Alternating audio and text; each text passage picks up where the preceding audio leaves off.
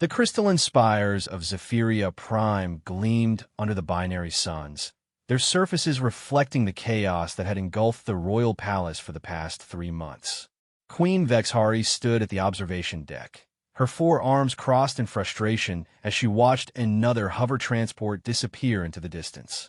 That made 47 nannies who had quit in terror. The Zephyrian Queen was magnificent to behold, standing nearly 9 feet tall, with iridescent blue skin that shifted patterns based on her emotions. Currently, those patterns swirled in deep purples and angry reds. Her elongated skull housed one of the most brilliant minds in the galaxy, capable of processing information at speeds that made quantum computers seem sluggish.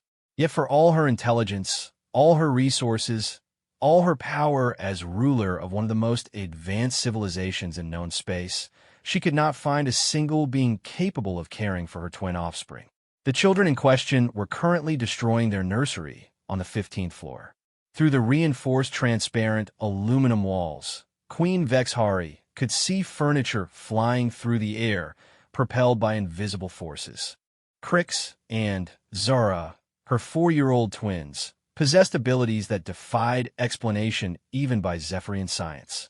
They could move objects with their minds, phase through solid matter at will, and, worst of all, they seemed to feed on fear itself, growing stronger and more uncontrollable whenever someone showed terror in their presence. The sound of splintering metal echoed through the palace corridors, followed by the distinctive hum of energy shields failing.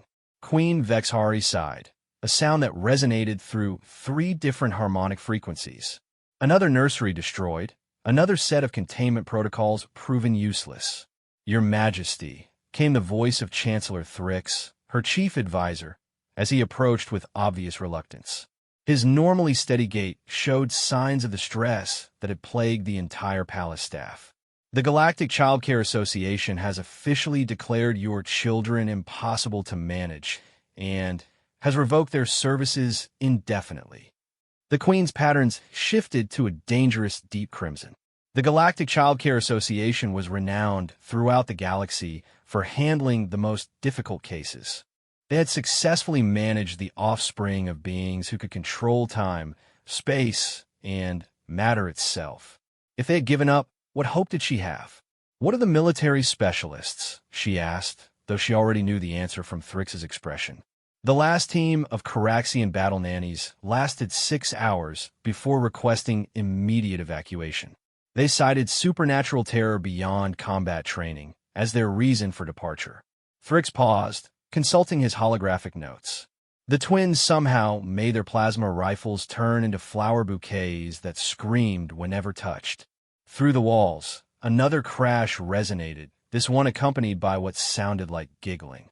The Queen's 4 hands clenched into fists. She loved her children desperately, but their abilities were beyond anything in recorded galactic history.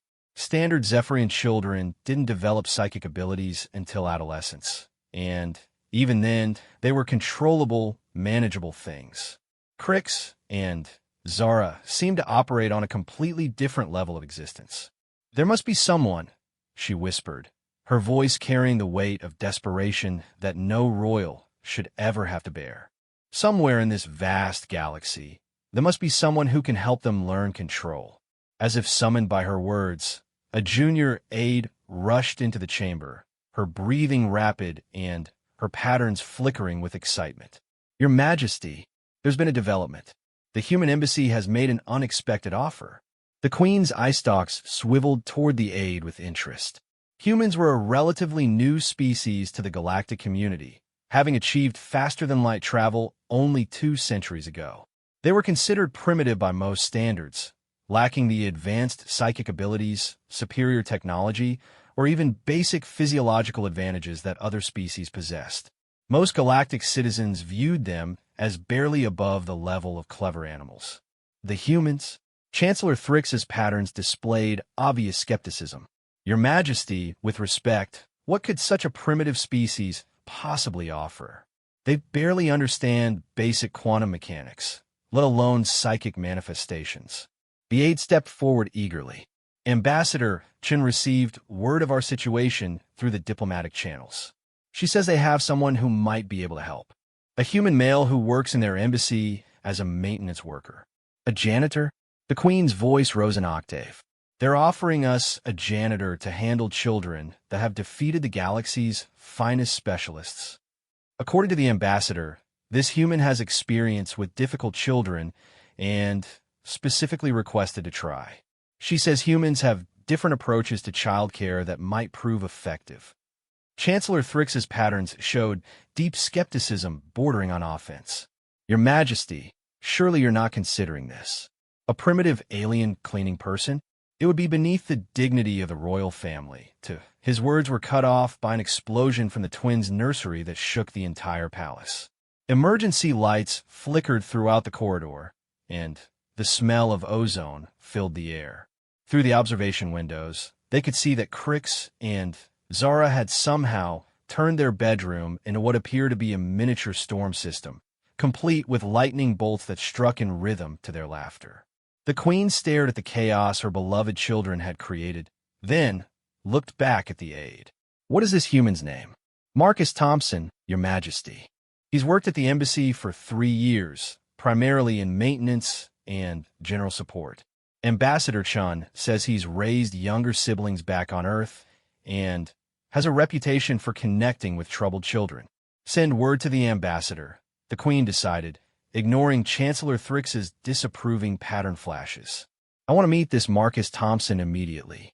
If the greatest minds in the galaxy cannot help my children, perhaps it's time to try the most primitive.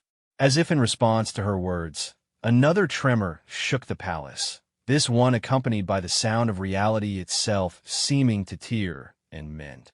Whatever her twins were doing up there, it was getting worse. The Queen realized with a chill that they might not have much time left before their abilities grew beyond any hope of control. She had to try something different, even if it meant trusting her most precious treasures to an alien species that most of the galaxy barely took seriously. After all, what did she have left to lose?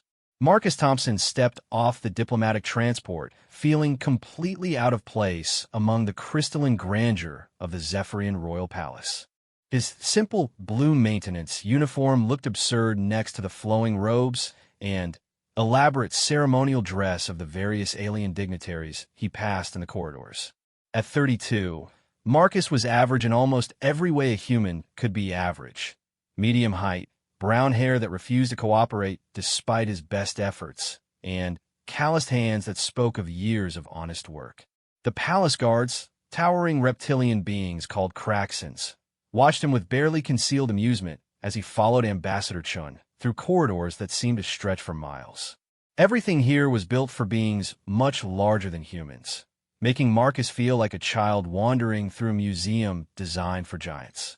I still think you're insane for volunteering for this, Ambassador Chen muttered under her breath as they walked. She was a stern woman in her 50s who had spent the last decade trying to establish humanity's credibility in galactic politics. Do you have any idea what you're walking into? These children have traumatized some of the most powerful beings in the galaxy. Marcus shrugged, adjusting the simple bag slung over his shoulder that contained everything he thought he might need. Kids are kids, Ambassador. Sure, these ones might have some extra abilities, but underneath all that power, they're still just scared little ones who don't understand what's happening to them. Marcus, they turn a team of psychic specialists into quivering masses of terror. They made trained military nannies beg for evacuation. These aren't normal children having normal tantrums. Before Marcus could respond, they were interrupted by the arrival of Chancellor Thrix, whose patterns immediately shifted to what Marcus had learned was the Zephyrian equivalent of barely concealed disgust.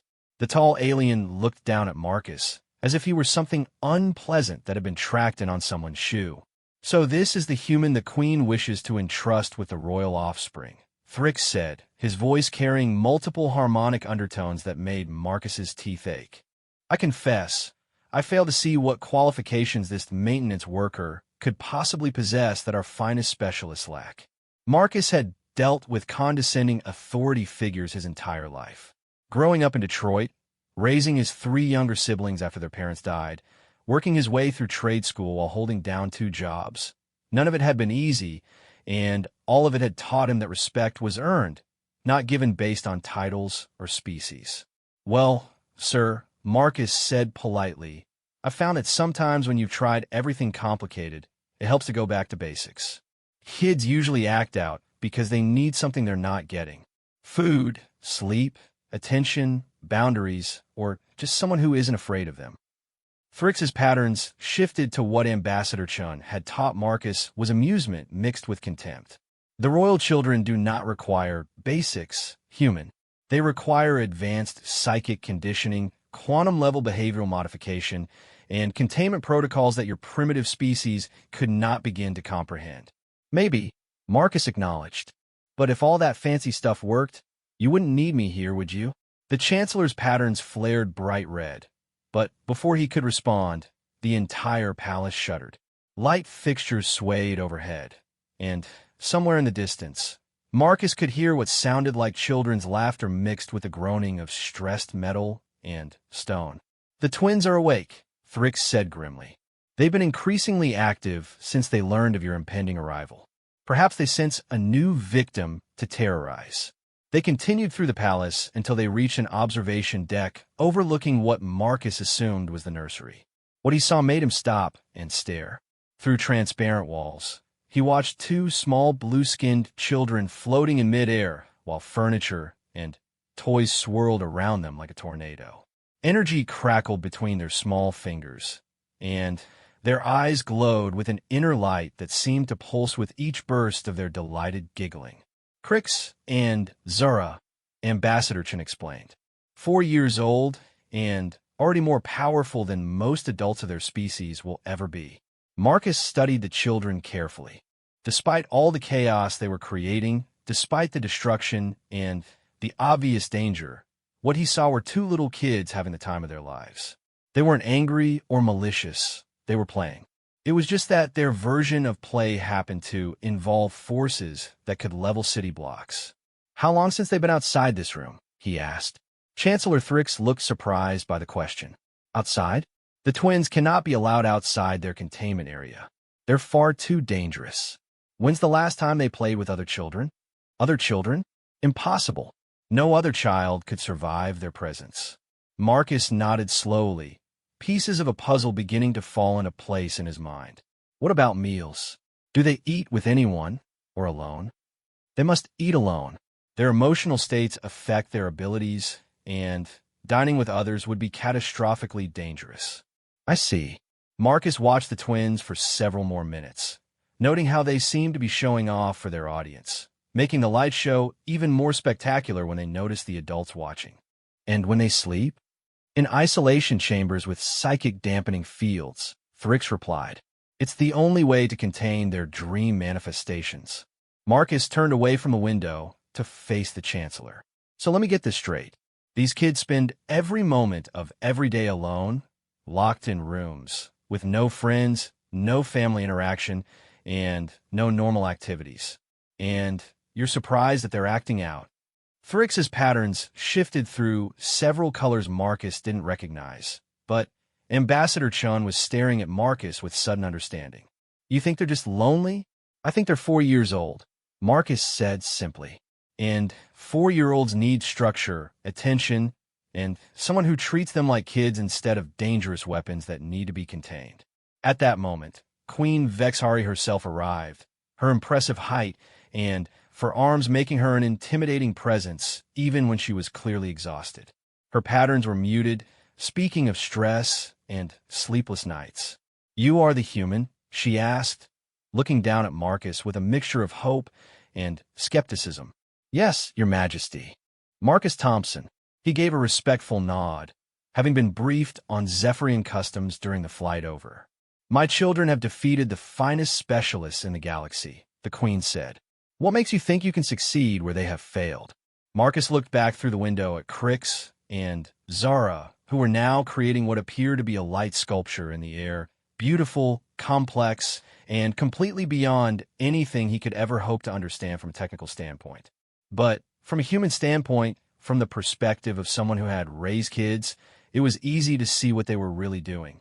"Because, Your Majesty," he said quietly, I don't think they need to be defeated.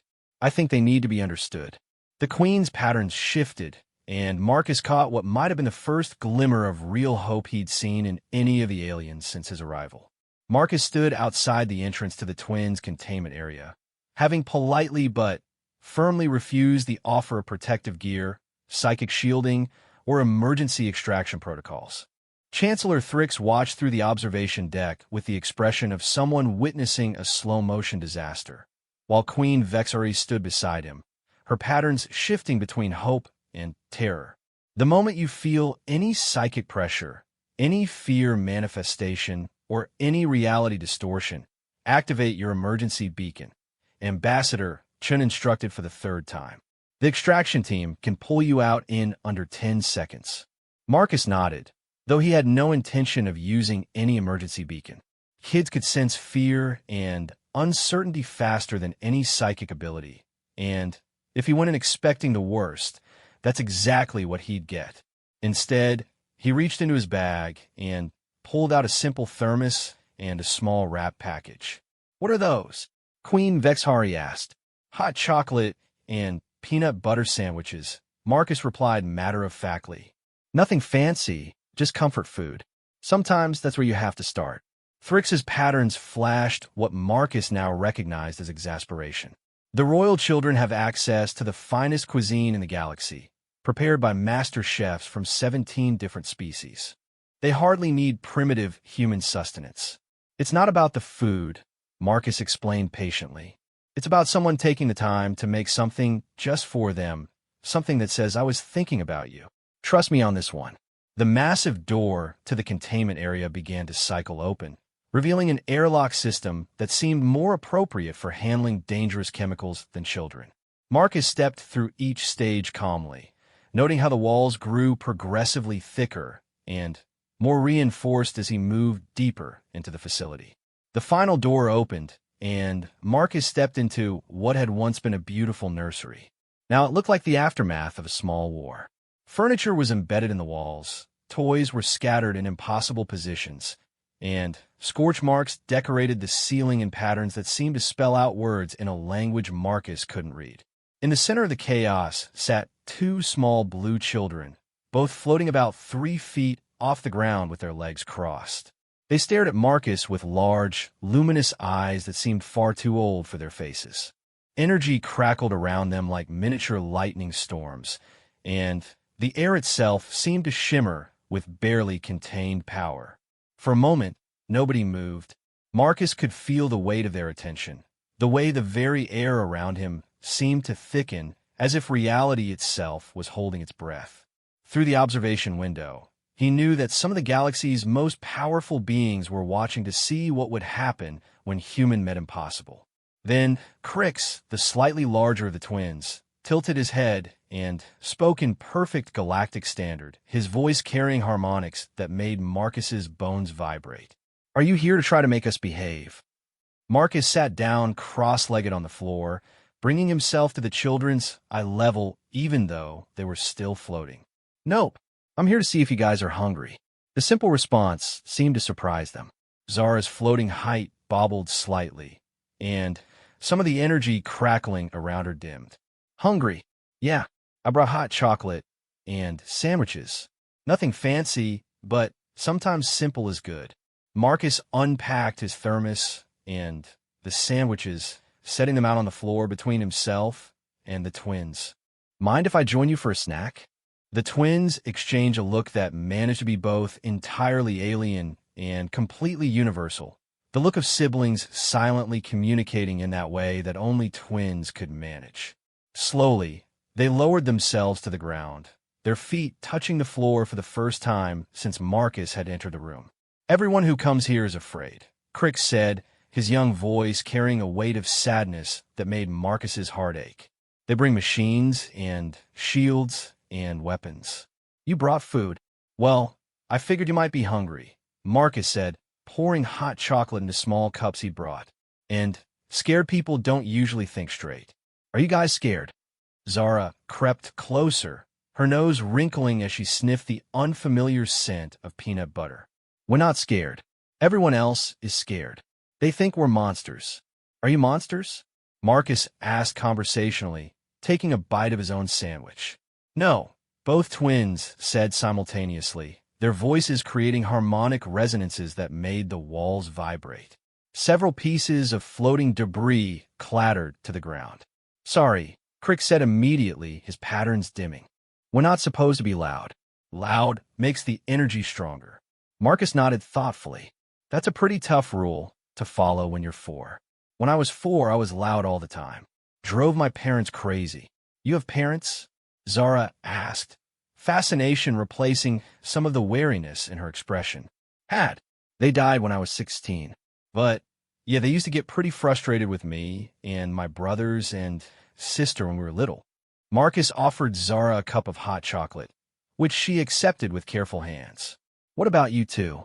Do your parents get frustrated with you? The question seemed to hit something deep. Both twins' patterns shifted to colors Marcus didn't recognize, but the emotion behind them was universal: hurt, loneliness, and confusion. Mama loves us, Crick said quietly. But she's afraid too. Everyone's afraid. We don't mean to be scary, but when we get excited or happy or mad, things happen, and then people run away. Marcus felt a familiar ache in his chest, the same one he'd felt watching his youngest brother cry after other kids wouldn't play with him because of his stutter. Different circumstances, different species, but the same fundamental human, or in this case, child, experience of being isolated and misunderstood. That sounds really lonely, he said simply. Zara nodded, her large eyes beginning to well up with tears that sparkled with their own inner light. We don't have friends. We can't play with anyone. Everyone thinks we're going to hurt them. Have you ever hurt anyone? Both twins shook their heads vigorously. Never, Crix insisted. We make things move and light up, and sometimes things break, but we never hurt people. We don't want to hurt anyone. Marcus believed them. In his experience, genuinely dangerous kids had a different feel to them, a coldness or cruelty that these two completely lacked. Crix and Zara felt like exactly what they were: powerful, isolated, lonely little kids who didn't understand why everyone was afraid of them. Well, Marcus said, raising his cup of hot chocolate in a small toast, I'm not afraid of you. And I think you're pretty amazing. The effect was immediate and profound. The twins' patterns brightened, and for the first time since Marcus had arrived, their energy felt warm instead of chaotic. Objects around the room began to settle into more natural positions, and the air itself seemed to relax. Through the observation window, Marcus knew that alarms were probably going off as the twins' power level spiked. But instead of destructive chaos, what filled the room was something much more dangerous to the established order of how things were supposed to work. Hope. 3 days into what was supposed to be a brief consultation, Marcus had completely upended every protocol the Zephyrian Royal Palace had established for managing the twins. Instead of containment and isolation, he'd instituted what he called structured chaos, a routine that would have horrified any of the previous specialists, but was producing results that nobody could argue with. This is highly irregular, Chancellor Thrix protested as he watched Marcus lead Crix and Zara through the palace gardens. The twins were walking instead of floating, their energy levels stable, and, most remarkably, they were laughing without causing reality distortions. The twins have never been allowed in the public areas of the palace. They're not in public, Marcus pointed out. The gardens are private, there's plenty of space, and they need fresh air and exercise just like any other kids. Queen Vexhari watched from the observation balcony, her patterns shifting through colors that her advisors had never seen before. For the first time in months, her children looked happy. Not manically destructive, not desperately attention-seeking, but genuinely content. Look at them, she whispered. They're playing. It was true. Crix and Zara had discovered a fountain and were using their abilities to create intricate water sculptures while Marcus sat nearby, occasionally offering suggestions or praise. Their power was just as strong as ever, but now it felt controlled, purposeful, artistic rather than chaotic. The human has made no attempt to suppress their abilities, Thrix observed. All previous approaches have focused on containment and limitation. Maybe that was the problem, the Queen said quietly. Ambassador Chen joined them on the balcony, carrying reports that she seemed almost reluctant to share. The embassy's science team has been monitoring the twins' energy output. It's unlike anything we've seen before. How so? Queen Vexhari asked. Their power levels are actually increasing, but the chaotic fluctuations have decreased by 97%. It's as if their abilities are becoming more refined, more intentional. Down in the gardens, Marcus was teaching the twins what appeared to be a simple human game involving throwing and catching a ball. Except that their version involved telekinetically juggling 17 balls while creating light patterns that matched the rhythm of their movements. Incredible, Thrix murmured. They're learning precision control through play. Marcus calls it productive channeling, Ambassador Chen explained. He says that trying to suppress their abilities was like trying to stop a river by building a dam. Eventually, the pressure builds up and breaks everything. Instead, he's teaching them to direct the flow. Queen Vexhari found herself studying the human with new eyes. Marcus Thompson was unremarkable by galactic standards. No advanced degrees, no psychic abilities, no sophisticated understanding of quantum mechanics or dimensional manipulation. Yet in 3 days, he had accomplished what teams of specialists couldn't manage in months. How, she asked. What is he doing differently? Ambassador Chen smiled. According to Marcus, he's treating them like children instead of problems to be solved. And, more importantly, he's not afraid of them. That evening, Marcus sat in the twins' newly redesigned room. No longer a containment chamber, but an actual nursery with books, toys, and art supplies. Crix and Zara were curled up on either side of him while he read from a collection of human fairy tales, his voice carrying none of the harmonic complexity of Zephyrian speech, but somehow more soothing than any of the sophisticated audio systems the palace had previously employed. And the little prince learned that what made the rose special wasn't that she was the most beautiful flower in the universe, Marcus read, but that she was his rose, and he was her prince, and they took care of each other. Will you take care of us? Zara asked quietly, her patterns dim and vulnerable in the soft light. Marcus felt that familiar ache in his chest, the same protective instinct that had driven him to raise his siblings when their parents died. For as long as you'll let me, kiddo. Through the observation window, Queen Vexhari watched her children experiencing something they'd never had before, normalcy. A bedtime story, gentle voices, the simple comfort of being understood and accepted. She made a decision that would have seemed impossible just days before. The next morning, Marcus found himself summoned to the royal audience chamber for what he assumed would be his dismissal. After all, his temporary visa was almost expired, and surely the Queen had seen enough to decide whether his methods had merit.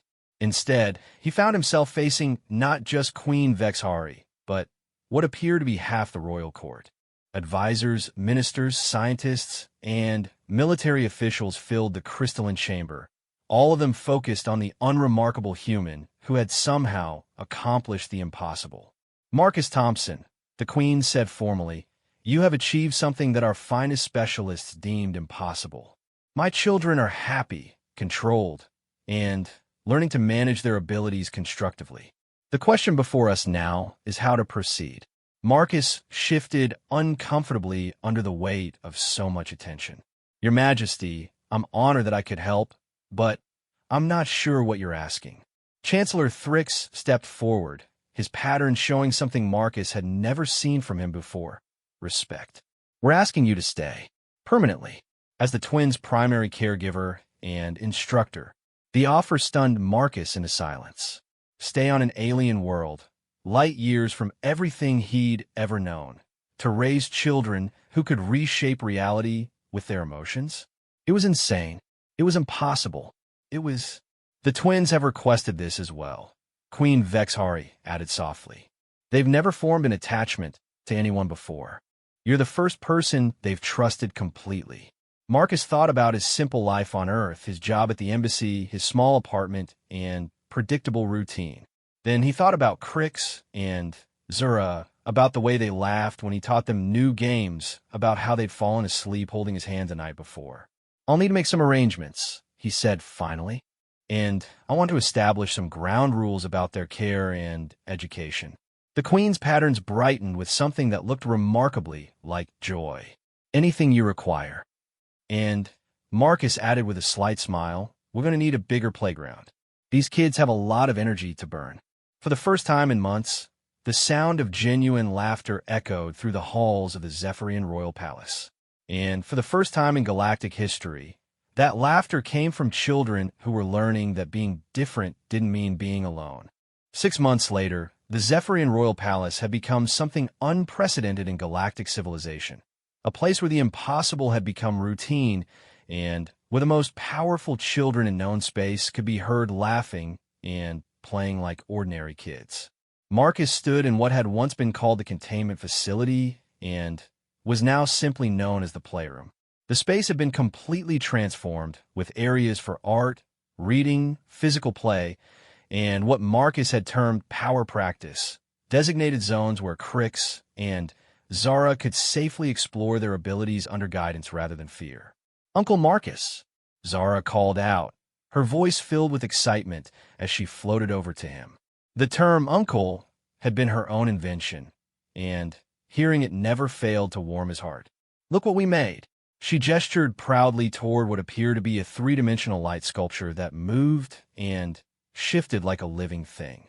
Crix floated nearby, his face glowing with concentration as he maintained his half of the complex creation. "It's the story you told us last night," Crix explained, "about the girl who found the secret garden. We made it so you can walk through it like you're really there." Marcus stepped into the light sculpture and found himself surrounded by luminous flowers that responded to his movement, creating a gentle melody as he walked. The twins had somehow translated a simple story into a multisensory experience that was both beautiful and technically impossible by any standard he understood. "This is incredible," he said honestly. "You're getting really good at working together." The coordination required for such a creation would have impressed the galaxy's finest artists, yet Crix and Zara had developed it naturally through play and practice. More importantly, they'd learned to collaborate rather than compete, channeling their abilities toward shared goals instead of chaotic displays of power. Queen Vexhari appeared in the doorway, her patterns bright with affection as she watched her children. The transformation in her had been as dramatic as the change in the twins. The stress patterns that had dominated her appearance for months had faded, replaced by the confident bearing of a mother who no longer feared for her children's future. "How are they doing today?" she asked Marcus, though she could see the answer in their happy faces. "Great. We worked on precision control this morning, had a lesson about Zephyrian history that they turned into a holographic reenactment, and now they're apparently creating immersive art installations." Marcus grinned. "Tomorrow I'm thinking we'll work on mathematics. Crix has been asking about how space-time curvature affects telekinetic energy distribution." The Queen's eye stalks swiveled in amusement. "He's 4 years old. Yeah, but he's also capable of bending reality. I figure we should probably help him understand what he's doing." Marcus had long since given up trying to apply normal developmental expectations to children who could violate the laws of physics. Instead, he learned to meet them where they were, challenging them intellectually while still giving them the emotional support and structure that all children needed. "The Galactic Council has been asking for updates," Queen Vexhari said quietly. "They want to study our progress here." Marcus frowned. "Study the kids?" "Study you," she clarified. "Word has spread about what you've accomplished. There are other species, other worlds with children who have unusual abilities and can't be managed by conventional means. They want to understand your methods." It was a development that Marcus had been dreading. The last thing he wanted was for Crix and Zara to become experimental subjects or for their home to become a research facility. The kids aren't specimens to be studied. They're just children who needed someone to believe in them. "I know," the Queen assured him, "and I've made it clear that any research would have to be non-intrusive and focused on educational techniques rather than the children themselves. But, Marcus, you've proven something important about human approaches to child rearing. It could help countless families across the galaxy. Before Marcus could respond, Chancellor Thrix entered the playroom, his patterns displaying the mix of respect and bemusement that had characterized his interactions with Marcus since the human success had become undeniable. The afternoon session with the diplomatic corps is ready, he announced. Representatives from 7 different worlds are here to observe today's activities. Marcus sighed. These observation sessions had become regular occurrences as word spread about the human methods that had tamed the untamable twins. While he understood the importance of sharing knowledge that could help other children, he was always careful to ensure that Crix and Zara never felt like performers or specimens. "All right, kids," he called out. "We got visitors today. Remember what we talked about. Be ourselves and don't try to show off," Zara recited dutifully. "And if anyone makes us uncomfortable, we tell you right away." "That's right. You ready for some fun with the obstacle course?" The twins' favorite activity had become what Marcus called creative problem solving. Complex physical and mental challenges that required them to use their abilities in coordinated ways. Today's course involved navigating a 3-dimensional maze while maintaining a delicate energy construct and solving mathematical puzzles along the way. As they made their way to the demonstration area, Marcus reflected on how much his life had changed. He'd gone from being a maintenance worker at a small embassy to being one of the most closely watched individuals in the galaxy. Child development specialists, xenopsychologists, and education experts from dozens of worlds studied his techniques, trying to understand how simple human approaches had succeeded where sophisticated alien methodologies had failed. The truth, as Marcus saw it, was simpler than most of them wanted to believe. He didn't treat Crix and Zara as alien royalty with impossible powers. He treated them as children who happened to be alien royalty with impossible powers. The difference was subtle but profound. In the demonstration area, representatives from across the galaxy watched as 2 4-year-olds casually rearranged space and time to solve puzzles that had been designed by some of the finest minds in existence. But what impressed the observers most wasn't the display of power. It was the joy, cooperation, and careful control that the children demonstrated. "Remarkable," whispered the Andromedan observer, a being whose species had struggled with similar issues for generations. "They're having fun." And they were. Crix and Zara laughed as they worked through the challenges, celebrated each other's successes, and turned to Marcus for encouragement when things got difficult. They looked, in short, like happy, healthy children who happened to be capable of reshaping reality. As the demonstration concluded and the observers filed out to discuss what they'd seen, Marcus found himself alone with the twins in their favorite spot, a quiet corner of the gardens where they could watch the binary suns set over the Crystal City. "Uncle Marcus," Crix said thoughtfully, "will we always be different?" It was a question they'd asked before, and one that Marcus had learned to answer with careful honesty. "Yeah, you'll always be different. Your abilities, your heritage, your responsibilities as royalty, all of that makes you different from most people. But that's okay?" Zara asked. Marcus smiled, pulling both children close as they settled in to watch the light show that the twin suns created as they disappeared behind the crystalline spires. "That's more than okay. Different can be wonderful, as long as you remember that being different doesn't mean being alone." As if to prove his point, Queen Vexari approached and settled beside them, her 4 arms gathering her children close. In the distance, the lights of the city began to twinkle as night fell, and somewhere in the palace, Marcus knew that families across the galaxy were watching recordings of today's session, learning new ways to connect with their own challenging children. It wasn't the life Marcus had planned for himself, but as he sat surrounded by his chosen family under alien stars, he couldn't imagine wanting to be anywhere else. Sometimes the greatest adventures began not with seeking the extraordinary, but with finding the ordinary humanity in the most unlikely places. And sometimes the greatest victory wasn't conquering the impossible, but simply teaching it how to laugh.